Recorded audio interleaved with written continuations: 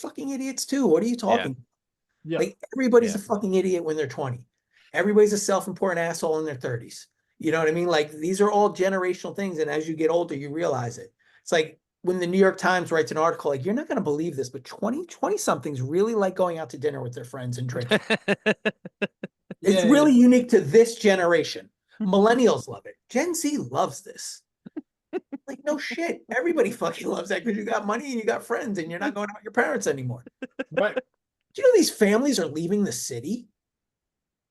It's weird. Like millennials now are leaving the city with their families. Like, Yeah.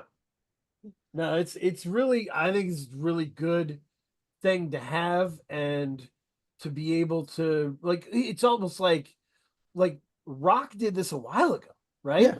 Rock had these albums where it's like, oh shit, it's a new Leonard Cohen album, and it's gonna tear you apart. It's good. Yeah.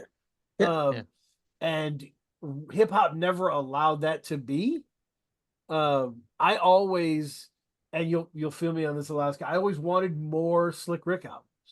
Oh yeah, without question. Like what would a Slick Rick album sound like now? Yeah. You know, like Yeah. what would it have sounded like around the time of the Ecstatic? Yeah. When he laid that crazy verse for most, like what would a full album of him been like at that time? Like we missed these eras of Slick Rick.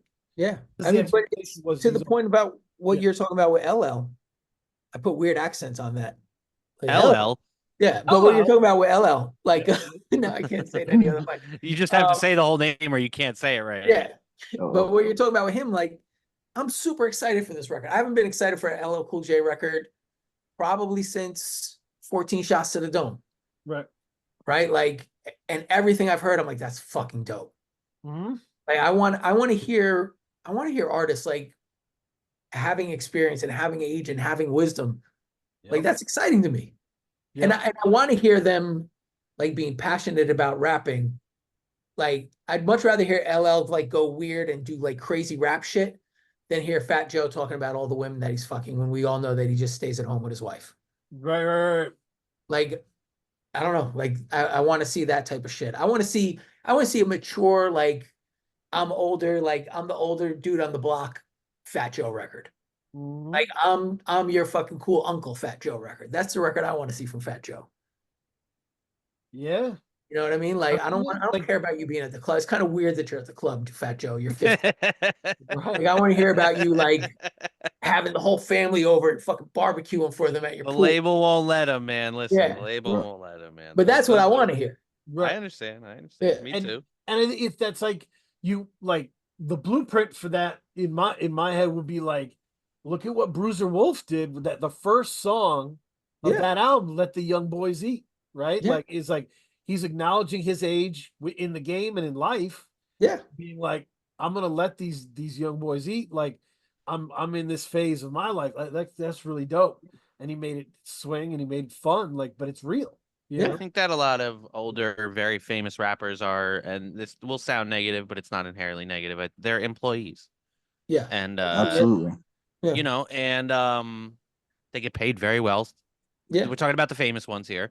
And, you know, well, they're making product, right? They're making a product for a company to sell to a demographic that's been studied and understood to buy a product when it's made a certain way. Yeah, and that is also licensed and made for other products. It's partnerships as well.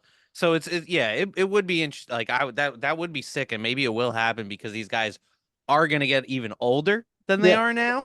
Right. And like then it's just gonna get even weirder. So they'll pivot, or maybe they won't, or or they're gonna start having to market to the older hip hop generation. Well, that's what Alaska's wanting to see. That's what I want to see. Like, wouldn't a Ghostface record be much more interesting if instead of rapping about like fucking girls or selling drugs or some street shit, he rapped about the time he put new cabinets in his kitchen and had to make 6 trips to fucking Lowe's because he kept forgetting to get certain things. Yep. Like, to me, that would be way more interesting. Yeah, it'd be funny. It'd be great. Yeah, he would say it cool. It would be cool.